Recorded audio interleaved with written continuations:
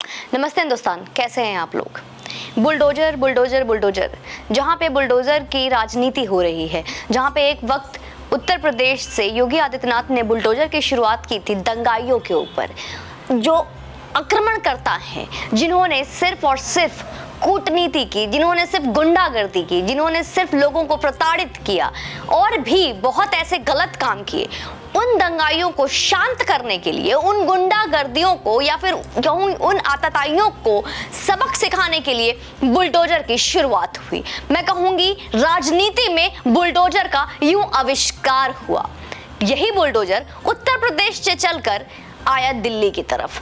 वहां भी उसकी जो प्रतिक्रिया थी या फिर उसका जो चलाने का वजह था, ठीक वही था, रोहिंग्या। इसके अलावा जो घुसपैठिया जो दिल्ली में घुसकर, हमारे देश की राजधानी में घुसकर, जो यहाँ पे मेरे और आपके और आम जनता जिसका अधिकार है, यहाँ का भोजन, पानी, नौकरी, आवास, सरकारी हर वो संसाधन और हर वो सुख सुविधाएं जो हमारे यहाँ के लोगों को, मुझको और आपको और यहाँ की जनता को मिलनी चाहिए थी, उस पे वो अधिकार जमा रहे थे। और ये अधिकार कौन दे रहा है, ये मुझे और आपको सभी को पता है।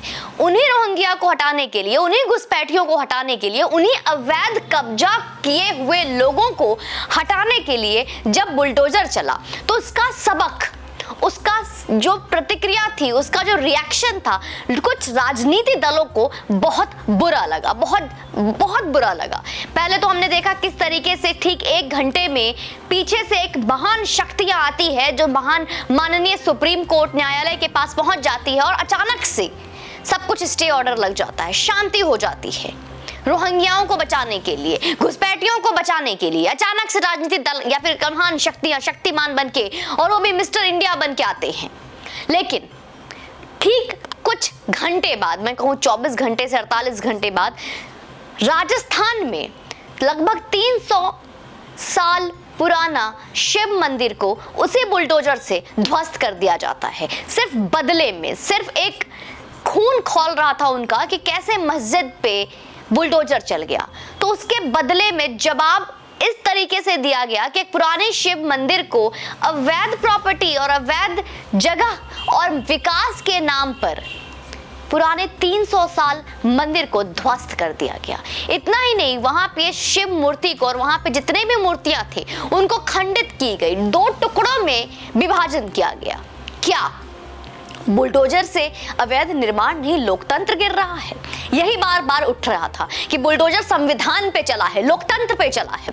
लोकतंत्र की एक बहुत ही स्थापित परिभाषा है, जनता का, जनता के लिए, जनता के द्वारा बना गया तंत्र, to the people, for the people and by the people. Hindustan आज उन देशों में शुमार है जो न सिर्फ आर्थिक शक्ति है बल्कि एक मानक सैन्य शक्ति भी और कानून शक्ति भी है। एक देश को शक्ति के रूप में लगातार स्थापित रखने की जद्दोजहद में बनाए रखना पड़ता है कानून का डर। जिस देश में यह कानून का डर जितना ज्यादा है, वो देश उतना ही वो देश शक्तिशाली है। कानून के डर को किसी पार्टी विशेष का डर नहीं मान लीजिएगा। यहाँ पे मेरा कहने का मतलब कोई पार्टी विशेष का डर नहीं है, कानून का डर मतलब कानून का डर। बाबा साहब ने लोकतंत्र के बारे में एक बात बहुत जरूर कही थी, जरा आप पढ़िएगा उसको, कि लोकतंत्र की व्यवस्था इस बात पर निर्भर करेगी कि लोग कैसे हैं। अगर लोग अच्छे रहे, देश के हित में सोचे, तो ये पूरा तंत्र उसे सहूलियत पहुंचाने का काम में लग जाएगा। लेकिन अगर यही लोग अपने मिलने वाली आजादी को सब कुछ मानकर देश और व्यवस्था को भूल जाए, तो यही लोकतंत्र बूढ़े बाप के घर में एक शराबी बेटे की तरह हो जाएगा। जी हाँ, जिसे ना घर से निकाला ही जा सकता है और ना ही उसके साथ रहा जा सकता है।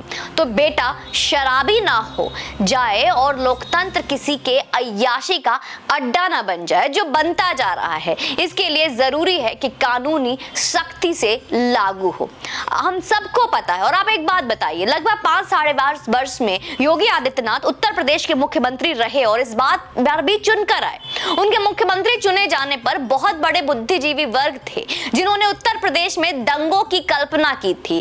कई बार 3 तलाक की बात हुई, अलग अलग वहां पे अयोध्या की बात हुई, राम मंदिर की बात हुई, बहुत सारी चीजें कि अब तो उत्तर प्रदेश में शांति नहीं रहेगी, दंगे होंगे। पर रिपोर्ट उठा के देख लीजिए, इन 5 सालों में छोटी मोटी घरेलू झड़प को छोड़कर एक भी ऐसी घटना उत्तर प्रदेश में अगर हुई हो, और खासकर धार्मिक झड़प कहा जा सके, दंगा तो रहने ही दीजिए, कोई राजनीति, कोई ऐसे दंगे हुए हैं क्या?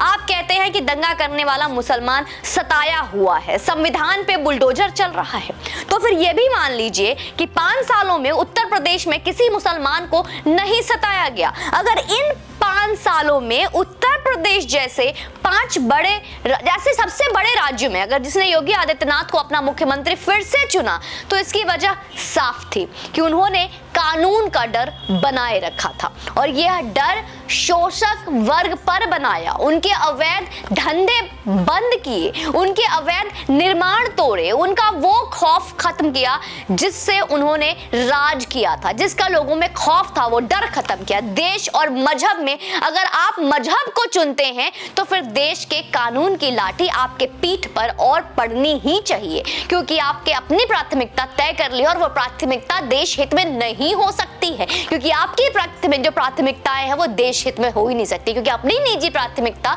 एक दिन आपकी निजी नहीं रह सकती है। देश सार्वजनिक है, देश बड़ा, सड़क पर मस्जिद बनाकर नहीं होगा, सड़क पर बने मस्जिद का बुलडोजर चलाकर देश और सड़क को साफ करने से होगा। देश की सत्ता आप खुश रहकर वोट बैंक बनने वालों के हाथ में आपने को कठपुतली बना दी है। जी हाँ, हाथ बदल चुके हैं, पर अब उन हाथों के हाथ में हमने सत्ता नहीं दिया है, ये वो हाथ नहीं है जिसके हाथ में आप कठपुतली थे। देश प्रथम रहना चाहिए। देश में अगर किसी का डर हो तो सिर्फ और सिर्फ कानून का होना चाहिए। निर्माण की पहली प्रक्रिया है विध्वंस, और विध्वंस खौफ और विध्वंस उस मोनोपोली का जिससे आपने अपने आप को सताया हुआ बोलकर खुद शासक बने हुए हो। तो विध्वंस हो रहा है, बुलडोजर चल रहे हैं, और इस बुलडोजर से वो गिरेंगे जो अवैध है, और खासकर जो खौफ का नाम पर खौफ बनाते हैं। बुलडोजर लोकतंत्र नहीं, खौफ गिरा रहा है। बुलडोजर लोकतंत्र और संविधान पे नहीं चल रहा है।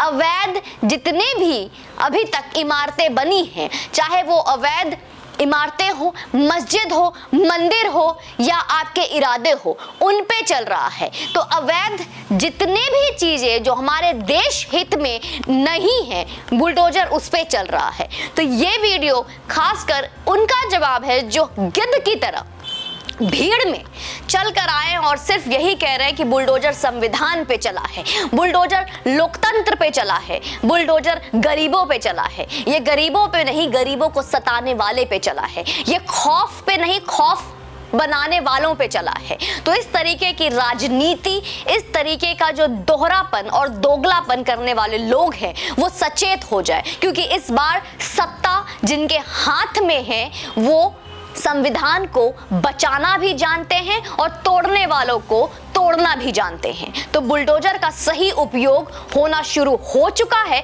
और होगा। जिन्हें थोड़ी सी खुशी हो रही है कि राजस्थान के पुराने, इतने साल पुराने मंदिर को तोड़कर बहुत बड़ा तीर मार लिया है, उनके लिए मेरा संदेश, हमारे लिए शिव दिल में थे, दिल में है और हमेशा रहेंगे, क्योंकि वो परम पिता परमेश्वर है, सबका बाप है वो। तो अगर जिसको तोड़कर खुशी मिल रही है, और खासकर राजस्थान सरकार जो संविधान को हमेशा से मजाक बनाते आए हैं, चाहे वो करौली के पंडित जी के ऊपर जैसे जुल्म हुए वो हो, या जिस तरीके से वहां पे हर दूसरे दिन जैसे भी करके, कैसे भी करके गरीबों को, हिंदुओं को, मंदिरों को तोड़ना, धमकाने वाले कई ऐसे जुर्म आते हैं, लेकिन वहां पे कोई भी नहीं जाता है। वैसे कोई भी नहीं आने से एक बात बोलकर मैं अपने वीडियो को खत्म करूंगी कि जैसे जहांगीरपुरी में इतना बड़ा दंगा हुआ, पुलिस आई, बुलडोजरे आए, इस तरीके से लगभग हफ्ता 10 दिन में पूरा लाइमलाइट और हाईलाइट में रहा जहांगीरपुरी। पर हमारे देश के, हमारे प्रदेश के और हमारे राजधानी के हमारे लाडले मुख्यमंत्री अरविंद केजरीवाल जी अपने बिल से बाहर भी नहीं आए। क्यों? क्या वजह थी कि अपने रिश्तेदार नहीं, मतलब अपने लोगों से मिलने नहीं गए? सवाल आपके होंगे ना, तो पूछिए। फिर समझ में ना आया हो तो कमेंट सेक्शन में बताइए। और आपको भी क्या ऐसा लगता है कि बुलडोजर संविधान और लोकतंत्र पे चल रहा है? कमेंट सेक्शन में ज़रूर बताइएगा। जय हिंद, वंदे मातरम।